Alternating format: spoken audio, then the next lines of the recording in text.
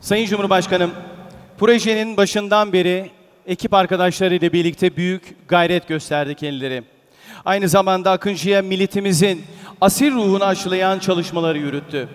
Şimdi de konuşmalarını yapmak üzere Baykar Teknoloji Lideri Sayın Selçuk Bayraktar'ı sahneye davet ediyorum. Buyurunuz efendim.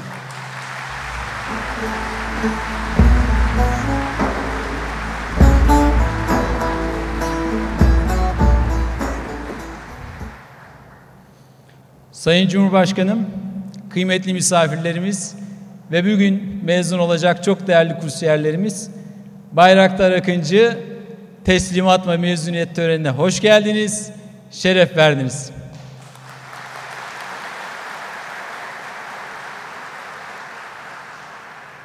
Bugün büyük bir hayalimiz gerçek oluyor.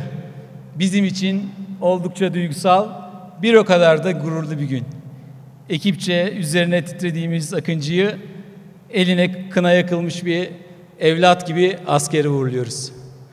Envantere girecek olan Bayraktar Akıncı uzun bir mücadelenin sonucu. Evet, Akıncı bir sonuç ama kesinlikle bir son değil. Hazreti Hüseyin'in de yüzyıllar önce söylediği gibi hayat bizler için inanmak ve mücadele etmektir. Bizler için asıl olan menzil değil, mücadelenin kendisidir. Bu serüvenin ilk adımı olan Bayraktar Mini-Yağ'dan bugüne geliştirdiğimiz tüm teknolojilerimiz büyük mücadeleyle hayata geçti. Dün gibi aklımda 2004 yılında bir yandan araştırma görevlisi olarak MIT'de yüksek lisansıma devam ediyordum. Diğer yandan Mini-Yağ projemizi savunma sanayi müsteşarlığımıza sunmak için çalışıyorduk. Hedefimiz ufak da olsa, Mini-Yağ sınıfında da olsa ilk defa milli tasarım bir insansız hava aracını ülkemize kazandırmaktı. Tabii o dönemde Türkiye savunma sanayinde neredeyse tümüyle yurt dışına bağımlıydı. Hele ki hava araçları konu olduğunda ithal menşeli ürünlerden başkasını düşünmek pek mümkün bile değildi. Savunma sanayindeki yetkili bir bürokrat bana, hiç unutmam, projemizi sunduğumuzda, evladım akıllı çocuklarsınız, iyi okumuşsunuz, çalışmalarınız da iyi ama bakın yabancılar almış başını gitmiş, onlara yetişmemiz asla mümkün değil. Siz en iyisi bu işlerle uğraşmayın, en iyisi onlarla biz aramızda köprü olun, tercümanlığımızı yapın yeter, daha da fazla zorlamayın demişti. İşte bizim de mücadelemiz tam burada başladı. O zaman anladık ki bu coğrafyanın, bu toprakların bizlere yüklemiş olduğu sorumluluk çok büyük. İlk iş olarak bu öğrenilmiş çaresizliği, bu mandacı zihniyeti yıkmamız gerekiyordu. Acaba kabul görecek mi? Birileri engelleyecek mi endişesiyle, ama asla ümitsizliğe kapılmadan, vazgeçmeden çok çalıştık. Rahmetli dedem balıkçı Lütfü Reis bize, evladım uçakları havaya kaldırın, yere indirmeden teslim edin. Yoksa bunlar uçmuyor der, engellerler diye latife ederdi. Aynı devrim arabalarında olduğu gibi. Bunun da latife olmadığını maalesef yaşayarak öğrendik. 2009'da yaptığımız demoda yalan yanlış tutanaklara itiraz ettiği için Genel Müdürümüz abim Haluk Bayraktar'ı tutuklamaya bile kalktılar. Ama biz tercümanlığı ve yurt dışı acenteciliğini mühendisliğe, şahsi menfaatlerini ülkesine tercih edenlerin karşısında dimdik durduk. Bizim hedefimiz yazılımları yurt dışında tasarlanan montaj uçaklar yapmak değil. En kritik uçuş kontrol sistemleri kendimizin geliştirdiği İHA'ları uçurmaktı. Bizim hedefimiz bürokrasinin koridorlarında değil, havada uçabilen uçaklar yapmaktı. Allah'a şükürler olsun, hedefimizden hiç şaşmadık. Uçaklarımız hep sahada, cephe hattında görev yaptı. Biz de teknik ekibimizle birlikte bu sistemlerin en hızlı şekilde, en iyi şekilde gelişmesi için ilk günden itibaren güvenlik güçlerimizde sahada olduk, halen daha sahadayız. Eğer bugün kendi sınıfında dünyanın en iyisi kabul edilen insansız hava araçlarına sahipsek, bu başarının altında güvenlik güçlerimizle eşgüdüm halinde adeta omuz omuza verdiğimiz bu mücadele yatıyor. Sayın Cumhurbaşkanım, kıymetli Hazirun, Milli İHA geliştirme serüveninde Bayraktar ailesi olarak hep birlikte çalışıyoruz. Evlenene kadar evim olmadı, ben de iş yerinde yatıp kalktım. Annemle babamsa hala fabrikada yaşıyor ve bizimle birlikte çalışmaya devam ediyorlar. Biz henüz doğmadan kartlı bilgisayarlarda yazılım yapan annem Canan Bayraktar bize şöyle nasihat etti: oğullarım, bu geliştirdiğimiz teknolojiyi her türlü engellemelere, entrika ve yıldırma politikalarına rağmen Türk ordusunun şerefli evlatlarının hizmetine sunmamanız halinde sizleri başarısız addedeceğimin bilinmesini süt hakkım olarak niyaz ediyorum. Bu nasihat en zor zamanlarda bizlere güç verdi. Babam Özdemir Bayraktar da çocukluktan beri bizlere havacılık tutkusunu aşıladı ve şöyle öğütlemişti: birilerinin yurt dışına bağımlı olma zorunluluğu milletimize olan sorumluluğumuzun önüne geçemez. Öyle de oldu. 2003'te Minya ile başlayan yolculuğumuzda önce ülkemizin taktik sınıfındaki ilk insansız hava aracına kavuştuk. Ardından havacılıkta gelişmiş ülkelerin dahi almak için sırada beklediğim, şu an ondan fazla ülkeyle ihracat sözleşmesi imzalanmış, Türk mühendisinin özgün tasarımı Bayraktar TB2 SİHA'yı ülkemize kazandırdık. Bu sayede Baykar gelirlerinin %70'inden fazlasını ihracattan elde ediyor. Sayın Cumhurbaşkanım, kıymetli Hazirun, bugün de Bayraktar TB2'nin ardından taarruzi insansız hava aracımız Akıncı'yı ülkemize kazandırmanın gururunu yaşıyoruz. Akıncı'nın kendine özgü bükümlü kanat yapısı, kuştan çok uçan bir balığa benzemesi ve kavramsal tasarımı babam Özdemir Bayraktar'a ait. Türkiye'yi İHA Ligi'nde dünyadaki ilk 3 ülke arasına sokacak olan Akıncı, 6 ton kalkış ağırlığına sahip, 1,5 ton faydalı yük kapasitesi, tümüyle mühendislik ekibimiz tarafından tasarlanan 100'den fazla bilgisayar ve yapay zeka yazılımlarıyla stratejik görevlere imza atacak. Akıncı yazılımından elektroniğine, mekaniğinden aerodinamiğine tümüyle milli tasarımları, %100 milli tasarımla görev yapacak bir robot uçak. Akıncı lastiğinden fren balatasına, silah sistemlerini kontrol eden görev bilgisayarından gövdesinde kullandığımız karbon fiberine, uçuş kontrol bilgisayarındaki en gelişmiş stokastik kestirim algoritmalarından, ki bunları muharebede özellikle elektronik harp şartlarında sürekli geliştirmek durumunda kalıyoruz, en yüksek seviyeli emniyet, durumsal farkındalık ve üst düzey otonomi sağlayan yapay zeka yazılımlarına kadar yerli olarak tasarlandı ve üretildi. Aynı zamanda Akıncı, Roketsan, TÜBİTAK SAGE'nin geliştirdiği seyir füzeleri de dahil olmak üzere ülkemiz tarafından geliştirilen tüm yerli mühimmatları da kullanabilecek. Aselsan tarafından geliştirilen AES radarı, uydu bağlantısı, uydu veri bağı, bunun yanında çok kritik elektronik destek ve harp sistemleri gibi kritik yükler de taşıyacak. Hava mühimmatları da kullanarak savaş uçaklarının yükünü hafifletecek.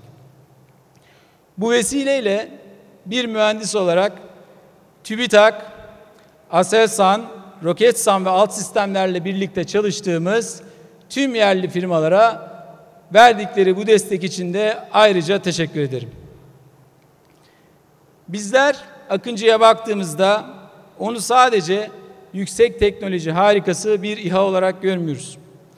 Akıncı'ya baktığımızda gördüğümüz yüzyıllardır hürriyetinden asla vazgeçmemiş olan, semalarımızda hür ve bağımsız olacağız diyen milletimizin asil ruhu ve iradesidir.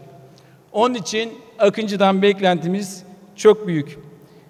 Semalarımızın en öndeki fütursuz ve cesur bekçisi olması, isminin hakkını vermesi, milyonlarca saat uçarak milletimize hizmet etmesi. Akıncı'nın dünyaya nam salan Bayraktar TB2 SİHA'mız gibi muharebe doktrinine yeni bir soluk getireceğine ve Türk SİHA'larının namını daha da ileriye taşıyacağına yürekten inanıyoruz.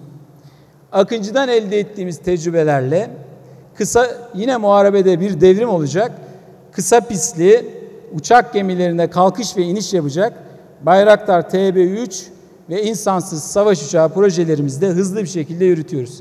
İnşallah Bayraktar TB3 önümüzdeki yıl ve insansız savaş uçağımızda ilk uçuşlarını 2023'te gerçekleştirecek.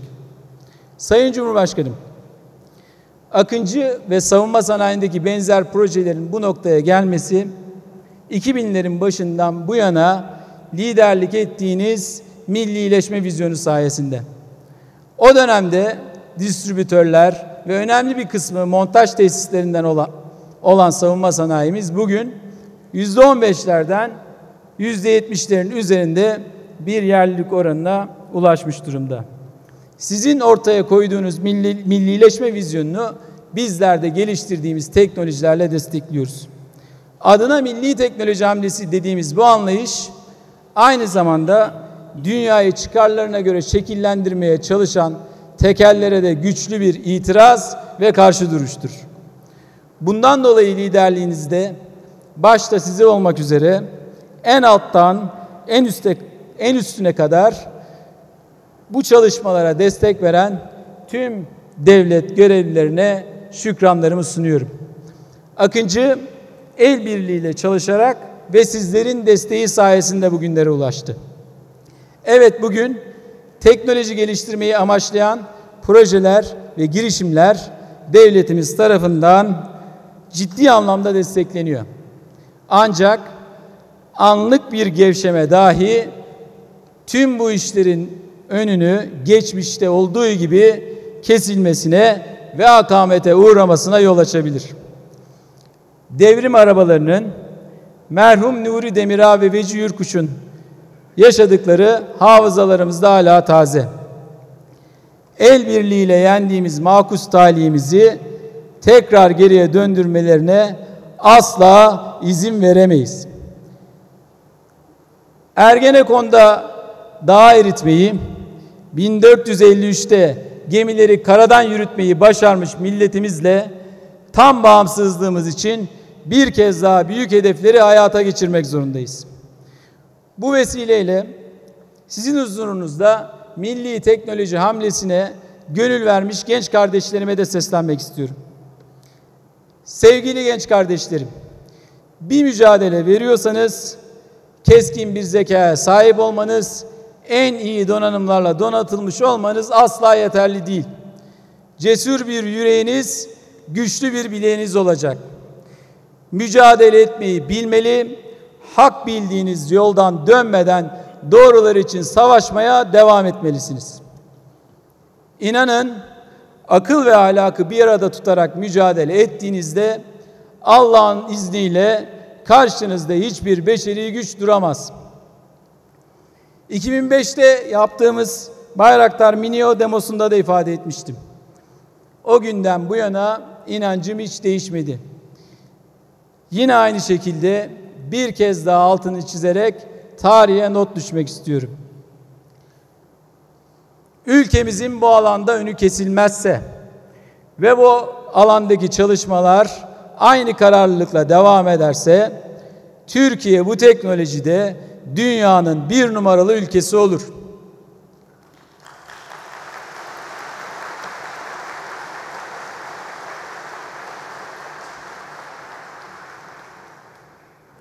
Sayın Cumhurbaşkanım, milli SİHA'larımızın dünyada hayranlık uyandıran başarısının arkasındaki asıl kahramanlar fedakar güvenlik güçlerimizdir.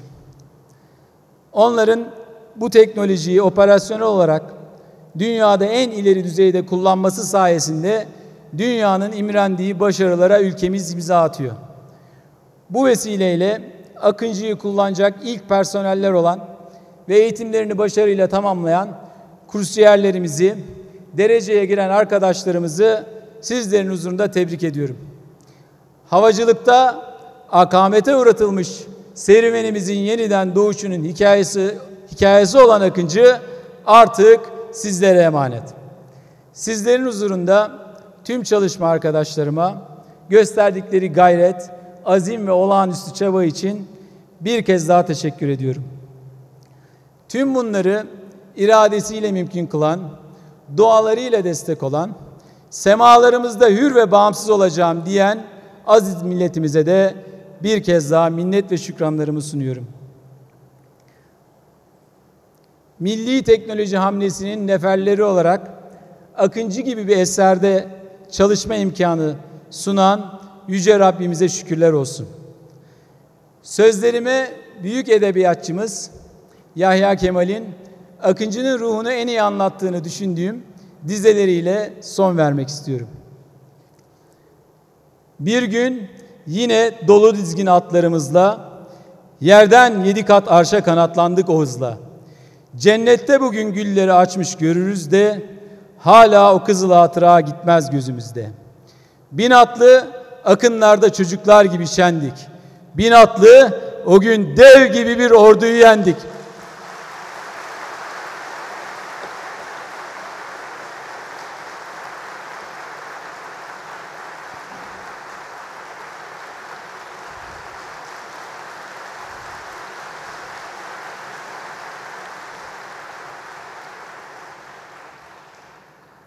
Bu vesileyle büyük taarruz sayesinde işgal güçlerini topraklarımızdan söküp attığımız, bağımsızlığımızın nişanesi olan 30 Ağustos Zafer Bayramımızı kutluyor. Başta Gazi Mustafa Kemal Atatürk olmak üzere vatan için toprağa düşen tüm şehit ve gazilerimizi minnetle yad ediyorum. Ruhları şad olsun. Her birinizi sevgi ve saygıyla selamlıyorum. Sağ olun, var olun, Allah'a emanet olun. Baykar Teknoloji Lideri Sayın Selçuk Bayraktar'a teşekkür ediyoruz konuşmaları için. Kendileri konuşurken arkaya gelen fotoğraflarla birlikte aslında bu gururun, bu başarının arkasında ne kadar emek verildiğini ve nereden nereye geldiğimizi de çok daha iyi bir şekilde anlayabildik.